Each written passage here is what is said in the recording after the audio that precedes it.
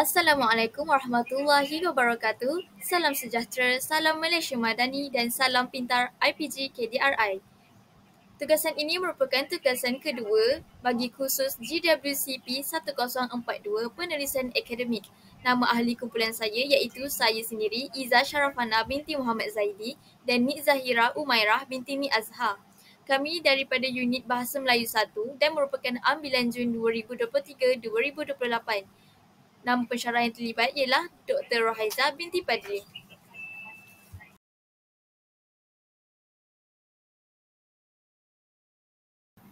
Soalan tugasan 2. Secara berkumpulan, anda dikehendaki mengenal pasti satu artikel ilmiah yang terdapat dalam jurnal. Anda dikehendaki menganalisis keutuhan wacana, sumber rujukan dan kejelasan yang terdapat dalam penulisan artikel secara berkumpulan. Seterusnya, anda dikehendaki membuat rakaman video analisis keutuhan wacana tersebut.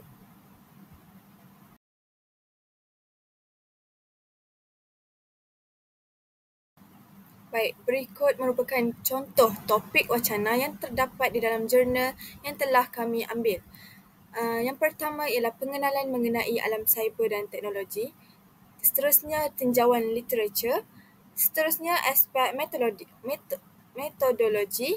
Seterusnya, buli cyber memberi kesan tekanan perasaan, mudah tersinggung, bertindak keterlaluan, kesedihan, menyalahkan diri, rasa tidak berguna dan tidak dihargai, kekecewaan dan putus harapan, keinginan bunuh diri, rasa malu, gangguan pemikiran, bimbang dan takut, memendam perasaan, kurang yakin diri, kemarahan, hilang semangat dan gangguan dalam akademik. Definisi keutuhan wacana. Menurut Kamus Dewan Bahasa dan Pustaka, wacana sebagai keseluruhan tutur yang merupakan kesatuan, ucapan, pertuturan, percakapan.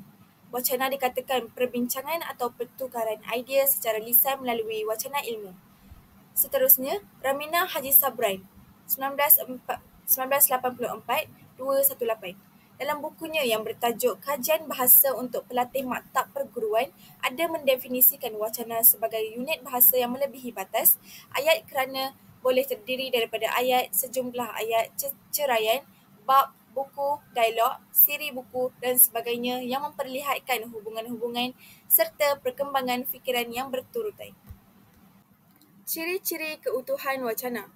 Yang pertama ialah kohesi, mempunyai kesinambungan atau rentetan ayat daripada perenggan ke perenggan lain. Yang kedua, koheren, mempunyai kesinambungan dan kaitan antara satu ayat dengan ayat yang lain. Yang ketiga, tujuan, mempunyai tujuan yang spesifik melalui mengemukakan maklumat-maklumat. Yang keempat, penerimaan pembaca. Melalui penulisan, pembaca adalah penerima maklumat dan melalui penyampaian lisan, pendengar adalah penerima maklumat.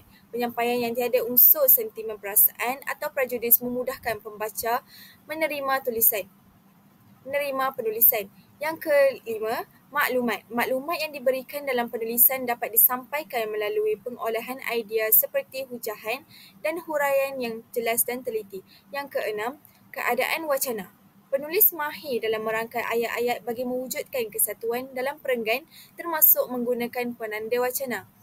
Yang ketujuh, interteks.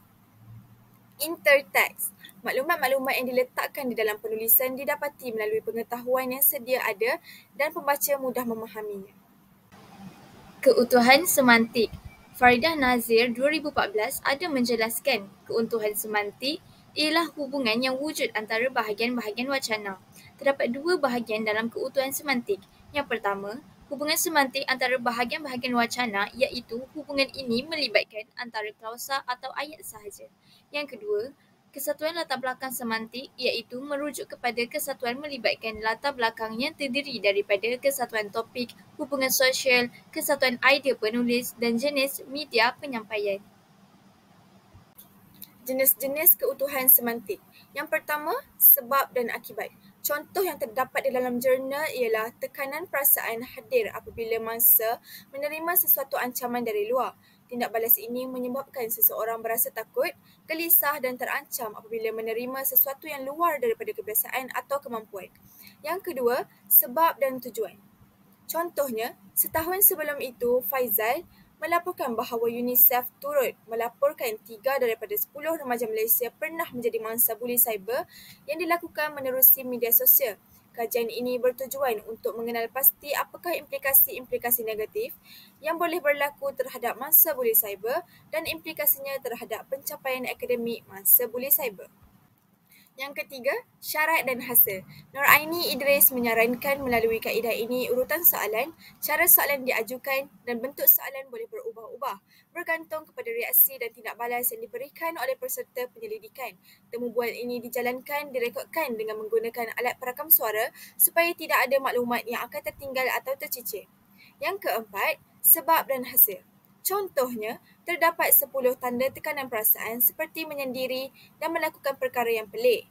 Hidup rasa tidak lagi gembira, hidup penuh keraguan, cepat menenting, tidak bertenaga dan cepat lesu, mudah kecewa dan beremosi, terlampau risau, kesedihan berpanjangan dan mula ada sifat tidak ambil peduli.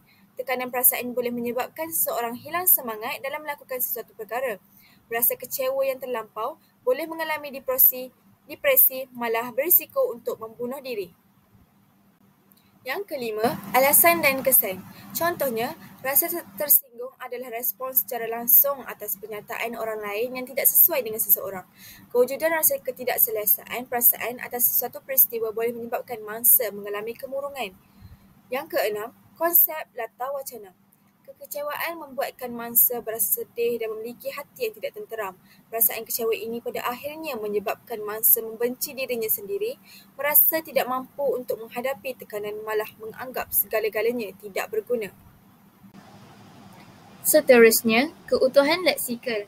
Hubungan ini dilihat berdasarkan wujudnya pertalian antara perkataan atau kosakata dalam sesuatu wacana. Keutuhan leksikal juga sesebuah wacana yang melibatkan pengulangan perkataan. Faridah Nazir 2014. Menurut Sajak Maswan, keutuhan leksikal adalah berdasarkan pemilihan dan penggunaan perkataan yang sesuai dengan makna yang ingin disampaikan. Terdapat 6 jenis hubungan keutuhan leksikal. Yang pertama, pembuka dan penutup.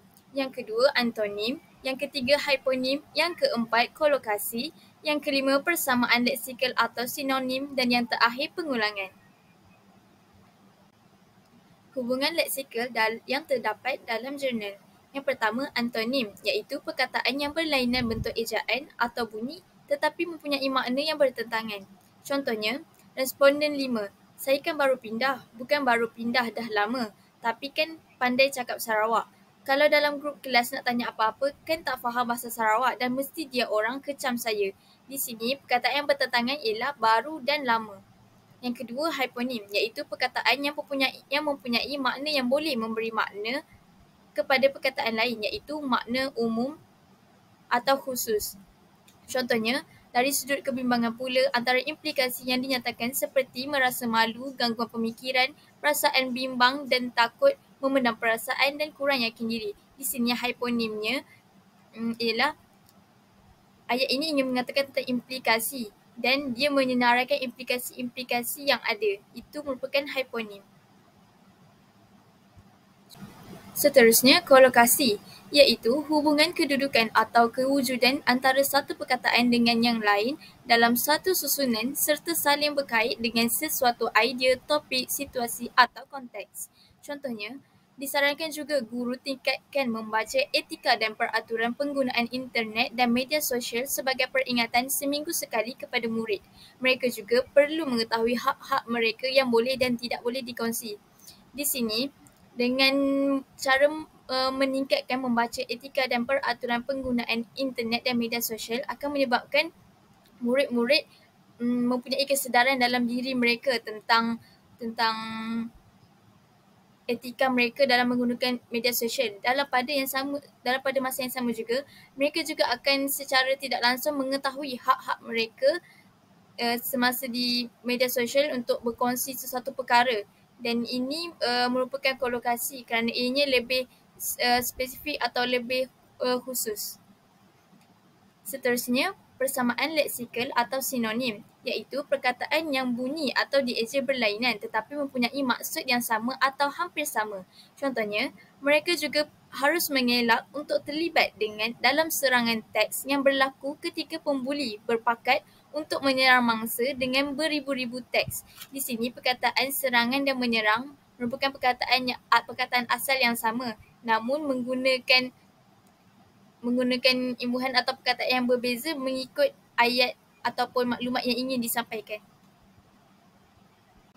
Pengulangan, iaitu pengulangan perkataan yang sama diulang secara penuh tanpa sebarang perubahan bunyi atau maksudnya seperti suku kata, bunyi, kata atau perkataan dalam dua ayat yang berbeza. Contohnya, bagi implikasi terhadap aspek kemurungan, kebimbangan dan tekanan, beberapa langkah harus diambil perhatian. Mangsa buli cyber terutamanya perlu mengambil langkah segera seperti memberitahu ibu bapa, guru atau rakan sebaya jika mengetahui dirinya dibuli. Di sini berlaku pengulangan iaitu pada ayat pertama mempunyai perkataan langkah dan ayat kedua juga menggunakan perkataan yang sama iaitu langkah. Keutuhan gramatikal. Keutuhan gramatikal merupakan satu hubungan wacana yang berkaitan dengan tata bahasa atau nahwai.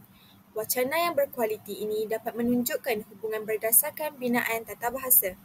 Menurut Abdullah Yusuf 2009, gramatikal ialah bidang kajian semantik yang mengkaji makna yang hadir daripada proses gramatikal seperti pengimbuhan, penyisipan, penggandaan dan pemajmukan. Terdapat 4 jenis keutuhan gramatikal. Yang pertama, penanda penggantian. Yang kedua, penanda elipsis. Yang ketiga, penanda penghubung. Yang keempat, penanda rujukan. Keutuhan gramatikal yang terdapat di dalam jurnal. Yang pertama, penanda rujukan. Penanda ini merupakan kata ganti nama diri orang dan kata ganti nama diri tunjuk. Contohnya, responden 5. Sebab tu saya jarang datang sekolah. Lepas tu, kalau saya menangis atau demam, saya kan mudah cepat sakit jadi saya tak datang sekolah apa semua. Waktu pertama kena, keputusan saya teruklah, tapi bila dah pertengahan tahun dan akhir tahun tu saya okey sikit. Yang kedua, buli cyber merupakan isu sosial yang melingkari kehidupan remaja hari ini. Seterusnya, penanda penggantian. Penanda penggantian merupakan proses menggantikan unsur dalam ayat kepada perkataan atau frasa lain dengan kata nama, kata kerja atau klausa lain. Contohnya, rata-rata mangsa melaporkan perasaan marah dengan tindakan pembuli cyber yang bertindak mengejek dan memburuk-burukkan mangsa. Tindakan tersebut juga membawa kepada perasaan hilang semangat untuk melakukan sesuatu perkara. Yang ketiga ialah penanda elipsis, yang merupakan unsur penyelapan bagi mengelakkan pengulangan maklumat dalam ayat seterusnya dengan menggugurkan perkataan atau frasa yang telah diketahui oleh pembaca. Contohnya, mangsa turut melaporkan ada yang serniat untuk mengakhiri hidup mereka sebagai satu cara melepaskan diri daripada bebanan masalah tekanan perasaan. Menurut Hinduja dan Pachin, dua-dua, mangsa buli cyber pernah mencederakan diri sendiri apabila melakukan cubaan membunuh diri kerana berasa tertekan akibat dibuli. Seterusnya, penanda penghubung, yang berfungsi untuk menjalinkan perkataan dengan perkataan, frasa dengan frasa, klausa dengan klausa dan ayat dengan ayat. Contohnya, Gonzales Calatayud bersepuluh berpendapat kes buli cyber seperti ini tidak sepatutnya dipandang remeh sama ada oleh pihak pentadbiran maupun pihak sekolah sendiri. Contoh seterusnya, walaupun ada yang mendakwa tidak menjejaskan pencapaian akademik secara keseluruhan, tetapi tindakan ponteng sekolah merupakan sesuatu yang merugikan. Seterusnya, keutuhan fonologi. Keutuhan fonologi dilihat berdasarkan hentian suara, nada suara dan intonasi suara. Ini dapat menimbulkan hubungan semantik antara bahagian wacana. Fonologi juga merupakan kajian tentang bunyi sebutan dalam sesuatu bahasa. Dan yang terakhir, dalam wacana tulisan, unsur-unsur paralinguistik seperti tanda baca iaitu notah, koma, tanda soal, titik bertindih dan sebagainya merupakan alat untuk memperjelaskan persembahan wacana bagi membantu dalam kefahaman ujaran. Dalam wacana tulisan pula meliputi ekspresi wajah dan gerakan tangan atau badan. Hentian suara, kesenyapan atau hentian ayat yang membawa makna yang berbeza. Contohnya, yang pertama, buli cyber merujuk kepada penggunaan media elektronik oleh individu ataupun secara berkumpulan bagi menyalurkan perbuatan ataupun tingkah laku negatif dan agresif secara berulang kali. Yang kedua, selain menyalahkan pembuli, mangsa juga turut menyalahkan diri dengan apa yang berlaku. Seterusnya, intonasi dan nada suara. Intonasi ialah nada suara yang turun, naik atau rendah sewaktu bercakap, dan intonasi dibaca secara berbeza mengikut jenis ayat seperti ayat tanya, ayat seru, ayat perintah dan sebagainya. Contohnya, kebanyakan pembuli cyber memilih jalan mendiamkan diri dalam isu gangguan buli cyber. Ini merupakan ayat penyata. Yang kedua, oleh itu, ini bagi melahirkan remaja yang sihat dari segi mental, budaya buli cyber harus dihentikan. Ini merupakan ayat suruhan. Aplikasi keutuhan wacana dalam penulisan ilmiah. Seterusnya, Helma Hassan 16 turut mendakwa buli cyber mampu mengakibatkan tekanan mental serta tekanan emosi sehingga mendorong mangsa berkecenderungan ke tahap untuk membunuh diri. Sementara Suryana Cik Awang dan Khadijah Alawi 17 mendapati isu kemurungan, kebimbangan dan tekanan yang disebabkan oleh pembuli cyber masih kurang dikaji khususnya terhadap murid-murid sekolah menengah. Selain itu, pengaruh buli cyber ke atas pencapaian akademik juga tidak banyak dikaji. Oleh itu, kajian ini berhasrat untuk mengkaji dari aspek implikasi buli cyber ke atas kemurungan, kebimbangan dan tekanan serta pengaruhnya ke atas pencapaian akademik dalam kalangan murid yang menjadi mangsa buli cyber. Penanda wacana yang digunakan dalam teks ini ialah seterusnya, selain itu dan oleh itu. Kesimpulannya, tidak dinafikan buli cyber bermula daripada perkara-perkara yang dianggap kecil dan remeh tetapi boleh berkembang hingga ke peringkat berkeinginan membunuh diri. Oleh yang demikian, langkah-langkah mengenal pasti tahap kemurungan, kebimbangan dan tekanan hendaklah dijalankan dari semasa ke semasa agar gejala ini dapat diatasi. Penanda wacana yang digunakan ialah kesimpulannya dan oleh yang demikian. Beralih pula kepada kemahiran membuat rujukan atau dikenali sebagai APA iaitu American Psychological Association. Referencing style ialah gaya rasmi dalam menyenaraikan sumber rujukan dan sitasi. Kaedah APA yang terkini menggunakan versi ke-7. Yang pertama, rujukan dalam teks. Contohnya, sehubungan itu benarlah pendapat Marison sebelum ini bahawa Marison merujuk kepada Marison Teori Komunikasi Bogor, Galiar Indonesia 2023. Yang kedua, peraturan dan aplikasi menulis nama pengarang dalam bibliografi atau rujukan. Yang pertama, rujukan dalam jurnal. Contohnya, N. Y. Yung, N. I. Rosli, M. A.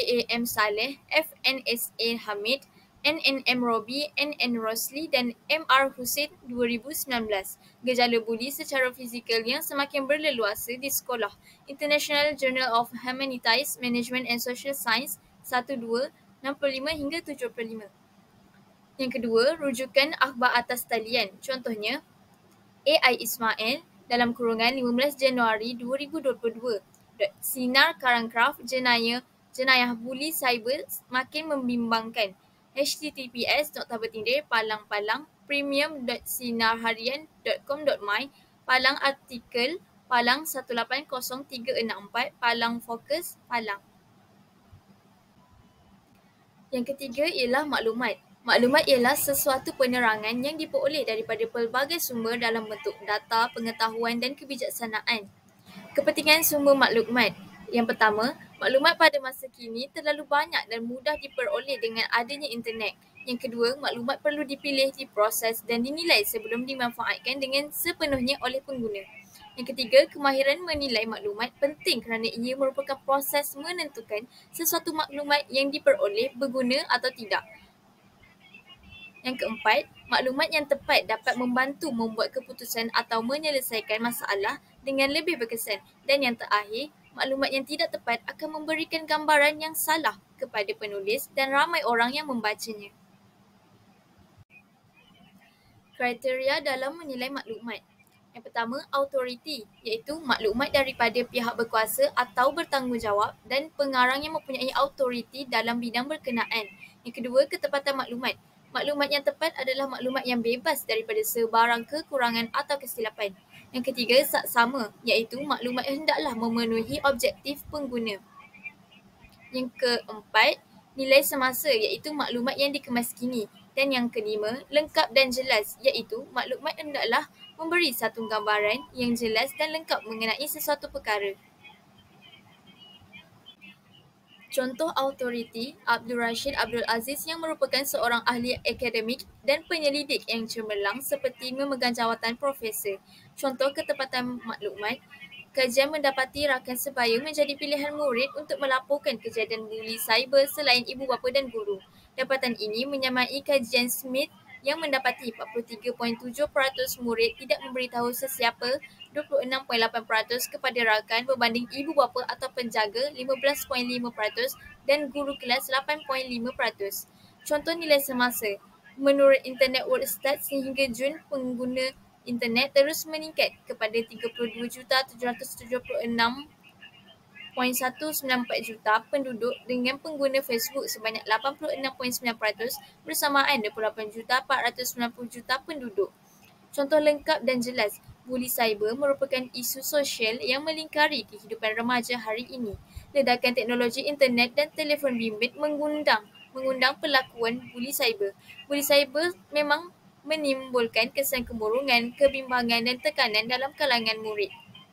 Dapatan kajian ini menyokong dapatan kajian-kajian lalu bahawa buli cyber membawa kesan negatif seperti peningkatan kadar kemurungan, kebimbangan dan tekanan. Walaupun kajian ini menunjukkan buli cyber tidak memberi kesan kepada pencapaian akademik dalam jangka panjang, tetapi keputusan ini dipengaruhi oleh tahap implikasi kemurungan, kebimbangan dan tekanan sama ada pada tahap rendah, sederhana atau tinggi. Oleh itu, bagi melahirkan remaja yang sihat dari segi mental, budaya buli cyber harus dihentikan. Kejelasan dalam penulisan. Penulisan lebih cenderung dikaitkan dengan karya-karya kreatif dalam bidang kesusasteraan seperti novel, fiksyen, cerpen dan puisi serta lebih menonjol dalam kalangan ahli-ahli akademik dan golongan-golongan profesional. Kreativiti dalam penulisan diperlukan bagi menyusun idea, mengolah fakta, memilih gaya bahasa, mempersembahkan data atau mengorganisasi teks secara sistematik. Penulisan yang dilakukan memerlukan penelitian secara mendalam bagi menghasilkan penulisan yang menarik dan kreatif. Kejelasan penulisan dalam artikel. Yang pertama, penulisan yang dihasilkan mempunyai koheren dan kohesif serta perkembangan idea secara logik dan terbuka. Kedua, penulis mempunyai kejelasan dalam ayat yang ditulis seperti topik, isi, huraian dan lain-lain. Ketiga, penggunaan bahasa yang digunakan dalam artikel ini sangat baik dan teratur. Keempat, penulisan yang dihasilkan mempunyai tujuan dan maklumat utama yang dinyatakan secara terperinci. Kelima, ayat yang digunakan mengikut urutan dan tersusun dalam setiap perenggan bagi mencapai kejelasan dalam penulisannya. Contoh koheren yang terdapat di dalam jurnal ialah yang pertama, dapat dilihat melalui kesatuan antara satu bahagian dengan bahagian lain dalam ayat sehingga menjadi ayat yang kukuh. Yang kedua, idea-idea yang dijelaskan berserta bukti dan contoh sebagai pengembangan idea yang disusun dalam perenggan secara jelas. Ketiga, aspek koheren yang digunakan dalam penulisan menyebabkan pembaca mudah memahami penulisan sama ada hujahan atau tujuannya. Seterusnya, kohesi. Hubungan antara bahagian-bahagian dalam teks dengan menggunakan penanda wacana yang sesuai. Yang kedua, hubungan ini mampu membentuk perenggan-perenggan yang lebih utuh dan mudah difahami dalam penulisan. Ketiga, perenggan-perenggan yang dibina mempunyai kesinambungan dan peralihan perenggan yang tepat. Contoh koheren dalam artikel. Buli cyber merujuk kepada penggunaan media elektronik oleh individu ataupun secara perkumpulan bagi menyalurkan perbuatan ataupun tingkah laku negatif dan agresif secara berulang kali. Sementara ngoyoyong merujuknya sebagai tingkah laku yang dilakukan dengan mengasari individu lain yang bertujuan untuk menunjukkan kekuasaan dan mendatangkan implikasi terhadap mangsa buli sama ada dari aspek fizikal maupun psikologi. Majlis Keselamatan Negara menyatakan sebagai perbuatan buli cyber ini merupakan perbuatan berulang dengan tujuan yang untuk menakutkan, mendatangkan kemarahan dan memalukan seseorang menggunakan kemudahan komunikasi, menggunakan teknologi seperti teks, chatting, email, laman web sosial, telefon bimbit dan permainan internet. Contoh kohesi dalam artikel. Dari sudut kebimbangan pula, antara implikasi yang dinyatakan seperti merasa malu, gangguan pemikiran, perasaan bimbang dan takut, memendam perasaan dan kurang yakin diri. Rata-rata mangsa buli cyber melaporkan bimbang masalah mereka diketahui oleh ibu bapa, merasa malu tuduhan-tuduhan yang dihantar oleh pembuli diketahui oleh ibu bapa dan rakan-rakan mereka. Keadaan ini menyebabkan mangsa mengambil keputusan untuk menyembunyikan masalah dan memendam perasaan mereka. Mereka juga merasa kurang yakin dengan apa-apa tindakan selanjutnya kerana bimbang akan diejek oleh pembuli cyber. Dari aspek kemurungan pula, mangsa melaporkan mengalami tekanan perasaan, mudah merasa tersinggung, bertindak keterlaluan, kesedihan berpanjangan, mula menyalahkan diri sendiri, merasa tidak dihargai, putus harapan dan mangsa yang mengalami kemurungan tahap tinggi, severe depression, akhirnya mempunyai niat untuk membunuh diri, malah ada yang mengambil tindakan untuk membunuh diri. Pada tahap ini, mangsa mengalami buli cyber mengambil tindakan di luar jangkaan. Dari aspek pencapaian akademik, mangsa melaporkan dalam dua keadaan. Pertama, buli cyber memberi kesan jangka pendek sebagai mengganggu pelajaran dan tidak menjejaskan pencapaian akademik. Pada jangka yang masa panjang, tingkah laku ponten sekolah menjadi pilihan mangsa cyberbuli.